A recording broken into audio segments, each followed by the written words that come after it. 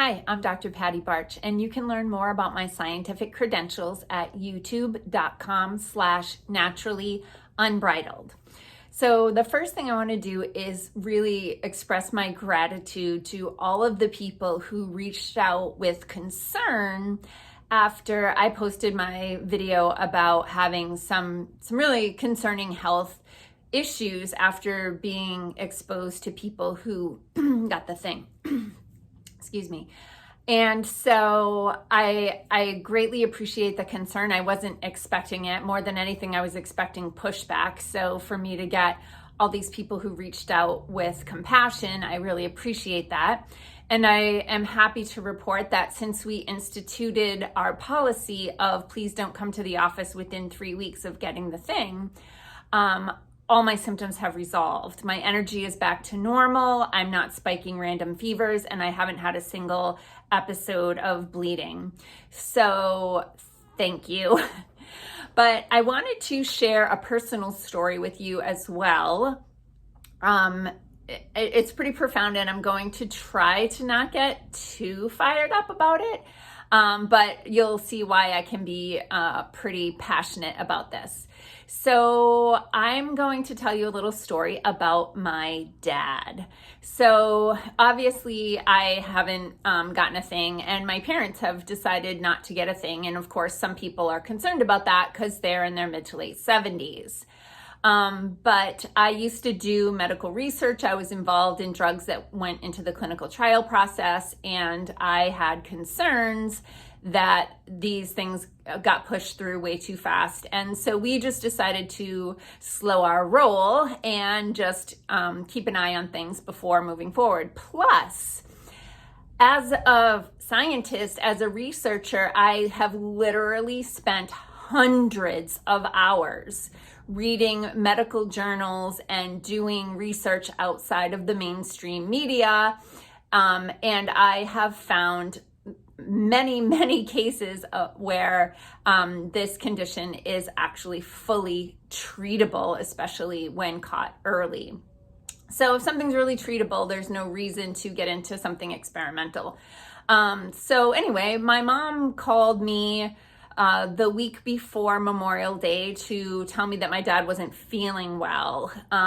He had chills, really bad chills, and a splitting headache, and malaise. And for a day or so, I kind of just coached them through some things they could try. But after, I think on the second day, I was like, you need to go to urgent care tomorrow.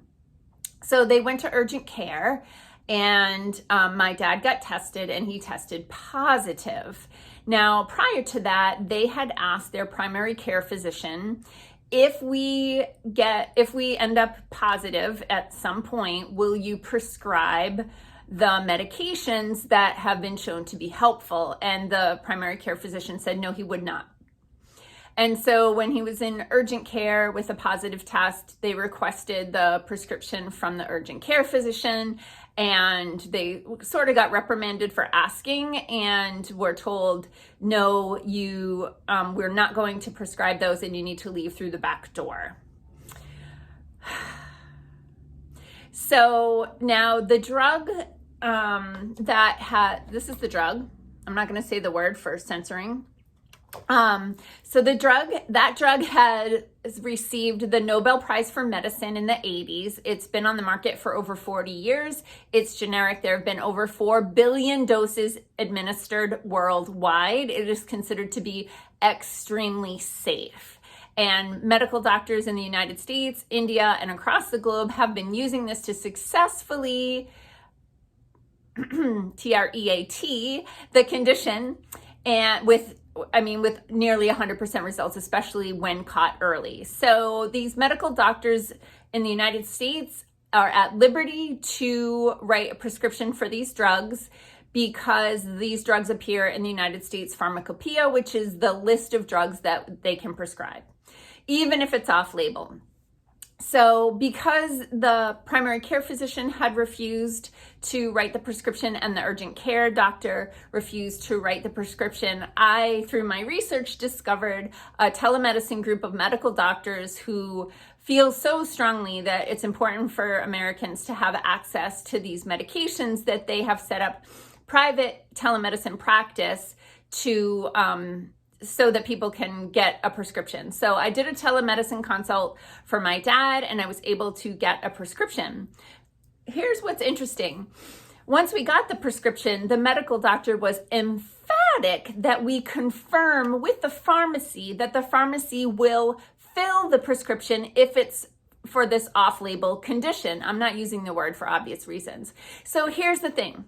First of all, the medical doctors are refusing to prescribe it. Secondly, the pharmacy can say, we're not going to fill it even if your doctor did prescribe it. We have the drug, but we're not going to fill it if it's for this condition. So we literally had to call the pharmacy, talk to the pharmacist, and ask, will you fill this prescription for this drug if it's for this condition? Like, since when does the pharmacy get to decide if you can get what your doctor has ordered for you, right?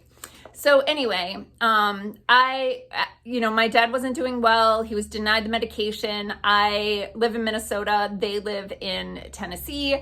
I got in my car the Friday of Memorial Day weekend, and I got there Saturday night at about 7:30, and then we heard from the pharmacy that they had the prescription, and so I went and got the prescription. So my dad, who had not eaten in about 5 days, was extremely weak, was barely drinking, and was having trouble breathing because, oh, by the way, the urgent care physician said, go home, untreated, go home, and if you start getting worse, go to the hospital, right? We're not going to treat you. Go home and start dying, or go home and get better. If you start dying, go to the hospital. So anyway, the Saturday of Memorial weekend, my dad got his first dose of this drug and a couple other drugs, a steroid and an antibiotic. And at 9:30 p.m., he got that dose. And by lunch the next day, he was asking for a sandwich. He continued to get better and better and better to the point that I could have left like Wednesday or Thursday, but I started driving home on Friday of Memorial Day week.